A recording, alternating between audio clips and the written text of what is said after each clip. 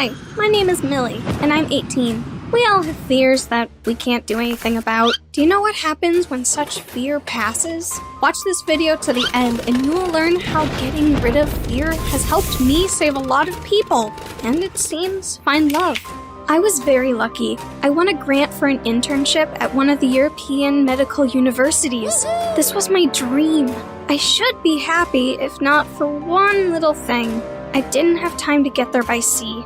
I realized that I would still have to fly, and even with a transfer.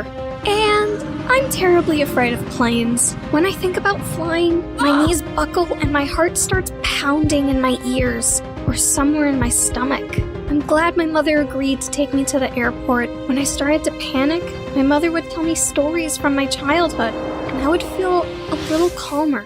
I already decided to get up and go to the plane. And then my mother said that she would tell me the most important story. If I had stayed, I would never have made up my mind. I asked my mother to tell me this story over the phone when I arrived. But when I had to get on the plane, fear grabbed me by the throat. I froze and felt like I was going to die on the spot. My legs were not moving. I didn't have enough air, and my eyes were dark. I realized that I would never get on the plane. Do you have something that you are terribly afraid of? Then I felt a push from behind. I turned and almost lost myself in blue eyes. The guy who pushed me was so cute. He apologized so movingly that I was ashamed. I did interfere with passage of passengers. There were so many people that even if I wanted to escape, I couldn't. So I went to my seat. Turned out that my seat was by the window. This was terrible. I would see all of the emptiness under the belly of the plane. But the owner of the blue eyes sat down next to me. The third person to sit with us was a lady who was going to be a mother any day now. While I was looking at the neighbors, the plane growled and drove off. I gripped the armrests. The neighbor smiled at me and said that he too had once been afraid of planes. He told me to take deep breaths to calm down and count my breaths. The woman next to us noticed that this method was recommended to her in the courses for pregnant women to calm down during childbirth. But she didn't know it worked on an airplane. My neighbor laughed and I laughed with him. I managed to relax a little, but then I looked out the window and I saw that the earth was very far away from us. If we fell, how long would we go down? I shouldn't have thought of that. The fear returned immediately, and I squeezed my eyes shut. Suddenly, there was a terrible crash. I thought that the plane was falling apart. It turned out that the sounds were made by a food cart. Thanks to my neighbor, he didn't laugh at me, but encouraged me. I even managed to doze off. I wish I hadn't. In my dream, our plane was on fire. People were running around the compartment and shouting. I woke up, but the screaming in my ears didn't stop. Was my fear making me hallucinate? No, the woman sitting next to us shouted. She was going to give birth. I was glad I was not a doctor yet. Otherwise, I would have had to do something, and I was in complete stupor. The pilot reported over the intercom that the plane was making an emergency landing to the nearest airport. When the plane landed, I wanted to run to the exit. We hadn't crossed the ocean yet. I could have reached home by land. But the stewardess said that we had to stay in our seats, but allowed us to turn on our phones. As we sat there, I found out that my neighbor's name was Leo. Leo also said that when he stopped being afraid of flying, he fell in love with planes. And now he learned to design them. He was talking about it with so much interest that I listened with delight. But Leo was interrupted by the stewardess. She said that we were going to fly soon, and that the woman had a baby girl. I couldn't help remarking that it was a terrible thing to be born like this. And Leo said that the girl was very lucky. In aviation, there was a sign that the sky protects a person born in the sky. They would never get into a plane crash. Leo didn't seem to understand me at all. For comfort, I decided to call my mother. At least she would understand me. My mother listened to the story about the terrible birth in the sky and said that it had been the same in her life. She meant I was born on a plane, and right in the air. They didn't even land the plane, and it was waggling all the time. time my mother gave birth to me. I was in shock, and my mother told me the same stories that Leo told me about the fact that the sky loved me. I was just about to say something to her when they announced that it was time to turn off our phones. The plane was taking off. Leo held my hand as we took off. I told him about my conversation with my mother. He jumped for joy. He said that we were absolutely safe now, that I was flyer by birth. It sounded cheesy, but it was nice. We spent the entire flight chatting about nothing, and I was almost not nervous when we landed. And suddenly, we were informed that due to the delay because of the birth of a child, we were all late to the transfer, and now the next flight would only be in the morning. What nasty bad luck. I just got used to flying. Whether I would be able to get on a plane tomorrow was a big question, but I should do it. There was no turning back. I had a goal. And for the sake of that goal, I can put up with any horror. What are you willing to put up with any horror? So, I went to the hotel. There were no single rooms. I suggested that Leo spend the night with me, and he agreed. We went out onto the balcony of the room. Planes were taking off and landing in front of us. From this distance, they didn't look scary. Leo started talking about each plane. I asked why I needed to know this information, and he said that the flyer by birth should understand his favorite transport. He showed the features of the wings of different planes, bending his ticket, and I was playing all sorts of dangers, like a hurricane that threatened the wings. At some point, I clumsily took the ticket, and it was blown away by the wind. Leo looked at me angrily, muttered something unkind, got into his bed, and turned to face the wall. In the morning, Leo was not in the room, and I went to the airport. There, I discovered that my ticket was missing from my purse. It was Leo who took it, determined to avenge his lost one. Now we were both stuck on this damned island forever. And then I saw Leo calmly check in for the flight with the ticket. Clearly my ticket. A thief!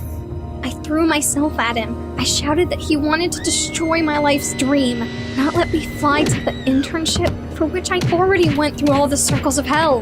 Leo very calmly said that he had restored his ticket at the airport and he couldn't be checked in with my ticket. He added that I put the ticket in my jacket pocket last night. I put my hand in my pocket. The ticket was there. I had never been so ashamed. And Leo smiled at me and said that I was just nervous before the flight. But I wasn't the only one who was nervous. As we sat down, a man burst into the compartment and started yelling that our plane was going to crash. My stomach churned. The lost ticket was a warning. Leo and I had to stay to survive, and we went against fate, and now we would perish. I shared this with Leo, and he said that I was born on a plane, which meant I was the best mascot. These words made me feel warm. The madman was taken out by the police. Leo and I were laughing, and I didn't even notice the plane taking off. We told each other jokes about predictions until the pilot's voice rang out in the compartment. He announced that there was a thunderstorm ahead. The plane would go around the edge of it, but there might be turbulence. I asked Leo what it was. He said that if I liked roller coasters, I would like it. But suddenly, the plane started to shake, as if it was not flying, but traveling on a mountain road. The lights flickered, yellow masks, which the stewardess told us in the beginning, appeared in front of our faces. I closed my eyes and leaned against Leo, repeating that the sky was protecting me, and then there was a terrible crash. I realized that we were falling, or maybe we had already fallen. Leo whispered to me that someone's suitcase had fallen. I opened my eyes and, indeed, there was a broken suitcase lying next to us. But there was horror all around. People were shouting and running around the compartment. Children were crying. Someone was praying loudly. I looked at Leo, and he was pale. His fingers gripped to the armrests. And then I realized that I wasn't afraid at all. Not a bit. At all. I stood up and said loudly that I was born in the sky. That meant nothing would happen to me. That meant the plane was safe. We just had to wait a little while until the storm passed. I didn't believe anyone would hear me. But suddenly, everyone was silent. They looked at me with hope. And then, everything just stopped. It was light and quiet again. We even arrived at the airport on time. When the plane stopped, everyone clapped. It was customary to clap at the pilot when landing, but Leo said that they clapped at me this time. He also said that I saved a lot of people. People during a panic often injure themselves or have heart problems, and I stopped the panic. I thought I love planes, and it seems not just planes. Subscribe to the channel so you don't miss any new interesting stories. The whole flight I thought about the wedding. I was so looking forward to it. I was bringing an expensive dress home, and my fiancé was waiting for me at the airport. To think that I was going to be a wife soon, at this thought, I almost cried with happiness. I'm so sensitive. Suddenly, I was thrown up in my chair by a sharp push. What's going on? The plane leaned heavily down. Oh my god, are we falling? I woke up on an abandoned beach. In a panic, I quickly checked myself, but I didn't think I was hurt. I looked around. There were rocks with caves and wild jungle. I was scared. I was very afraid of wild animals, and there was no sign of the plane anywhere. But where was the wreckage? That was strange. I started looking for my phone in my pockets, but there was no phone, no wallet, nothing at all. How the hell was I supposed to get in touch with my fiancé? He asked me to always be in touch. He probably was behind himself. When Craig proposed to me, my parents were happy. The rich heiress finally found her prince. Craig reminded me every day that I should be grateful to him. He chose me out of 100 girls. I was very worried, afraid not to meet his expectations. And now, my wedding was only a week away, and I was stuck in the middle of nowhere. Hoping to find someone, I wandered along the beach until I noticed a guy in the distance. Hey, I'm here! I ran to him as fast as I could and used my hand gestures to tell him about the crash. Maybe he knew how to get me home.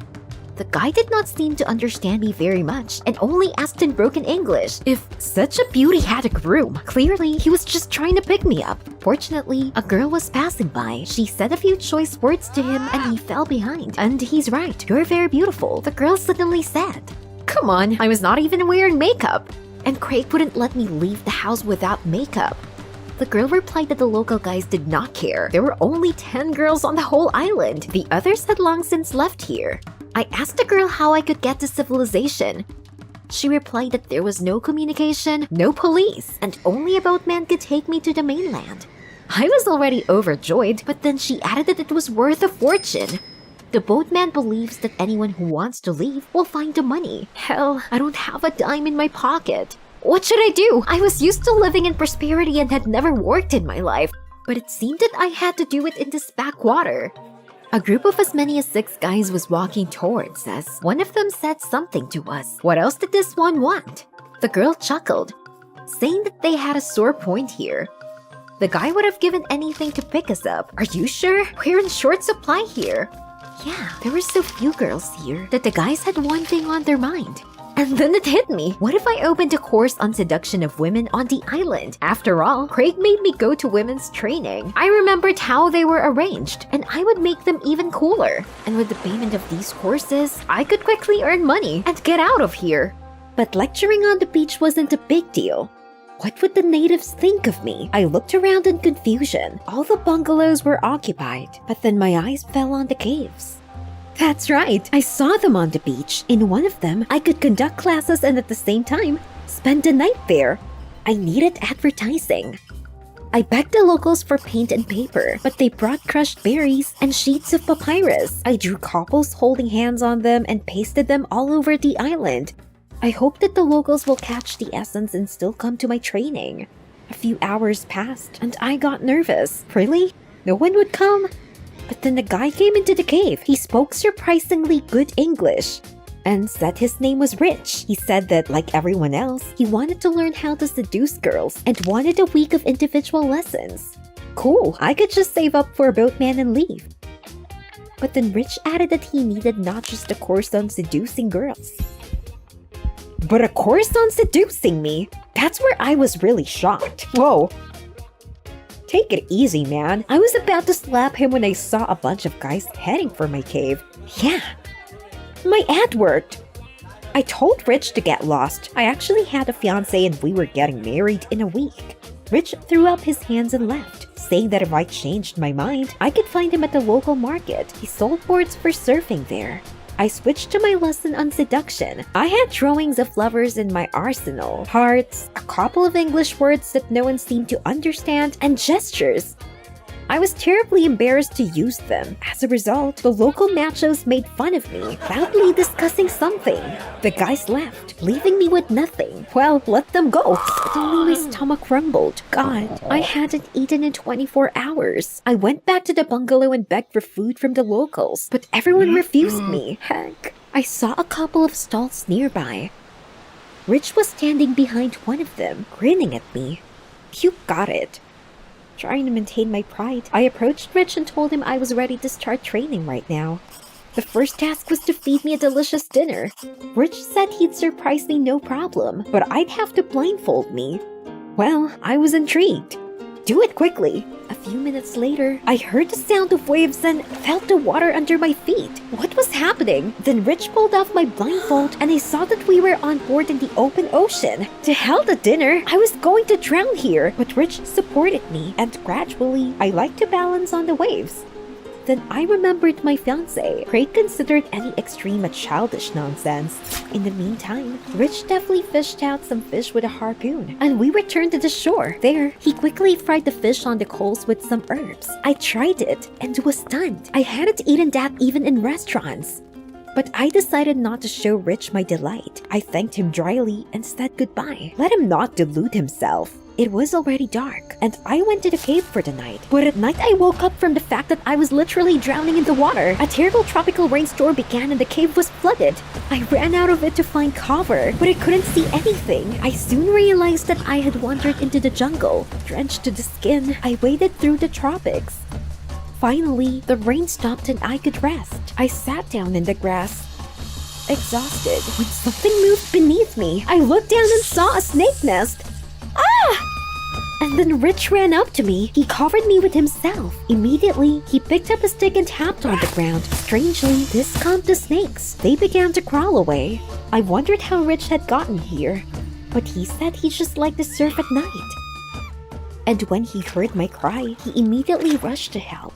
Rich carried me all the way back in his arms, and I couldn't get over the shock. I kept thinking about how Rich had rushed to my aid in the dark jungle, and suddenly I remembered about my fiancé Craig. Once I was attacked by a dog, and he just ran away. By dawn, Rich had carried me to my cave and carefully lowered me to my feet. At parting, he said that if I wanted, I could spend the night in his house. Not a penthouse, of course, but much warmer. It was so strange.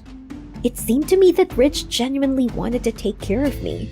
Wait, what are you thinking? You have to pull yourself together. The groom is waiting for you. For the rest of the week, I tried not to get too close to Rich. I just lectured him. I was afraid that I would fall under his spell again. And I could not forget about the wedding. So one evening, I decided to check how much I had saved. It turned out that I already had enough money. I'd even stopped counting them since I'd been with Rich. That evening, I went to the boatman's. It turned out that he found out about my successful business and raised the price twice. I begged him to change his mind, told him that I would not have time to earn so much in one day, but he was adamant. Heartbroken, I trudged to the beach and found Rich there. I told him I was willing to give him another lesson, but only if he paid me twice as much. I expected Rich to say no, but surprisingly, he paid and said that he was ready for any task.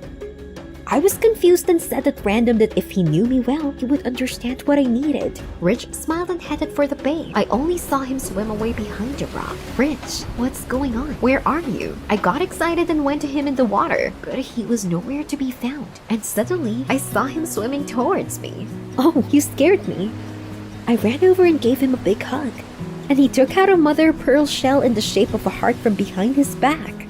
Rich whispered that he had found it at the bottom of the ocean and took my hand. He said he would be happy to see me every day. I blushed in surprise and didn't know how to answer. So I just broke out and ran away. I didn't sleep a wink all night. I thought about Rich and how good it felt to be around him, but he was a savage. I had to marry Craig tomorrow. It was the right thing for me to do. So in the morning, I paid the boatman to leave this island for good. And by noon, I was at the airport. How strange it was to be back in civilization. The people around me were so serious. I even started to miss the wildlife on the island a little. I called Craig from the airport, but the receptionist answered. He bought me a ticket because Craig was busy trying on a suit. A few hours later, I was home and I tried not to think about Rich and how good it felt to be around him. The guests were already gathered on the porch when I finally saw Craig. But when Craig looked at me, he was furious. He said that I had no right to disappear for a whole week without warning, and that I looked terrible. I started to tell Craig about the crash, but he didn't hear me out. He rudely demanded to clean up and prepare for the ceremony. He didn't care where I was. As long as we looked good in the photos today, I broke down and burst into tears. So it wasn't me that Craig was worried about all this time, just their status. I reached into my pocket for my handkerchief and felt something. Rich's shell. I felt like I was being stabbed. I rushed to my room and took my savings for honeymoon. Then I ran out of the house, hurry up to the airport. There, I bought a return ticket, and by the evening I was back on the island. I looked everywhere for Rich, but he disappeared in the thin air. And then I looked out at the ocean. In the sunset light, Rich was floating towards me on a board. I ran to meet him and we hugged in the water. Then I realized that Rich had finally achieved his goal. I really fell in love.